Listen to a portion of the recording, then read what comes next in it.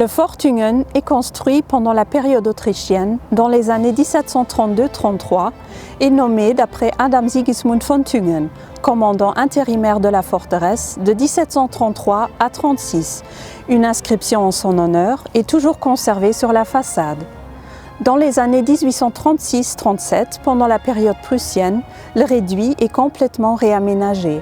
L'installation de 14 casemates permet d'abriter quelques 500 hommes et jusqu'à 23 canons.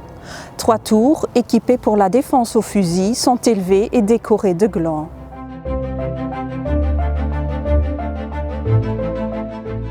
Après le démantèlement de la forteresse, un parc est aménagé par le paysagiste français Édouard André, l'actuel parc Drei-Eecheln.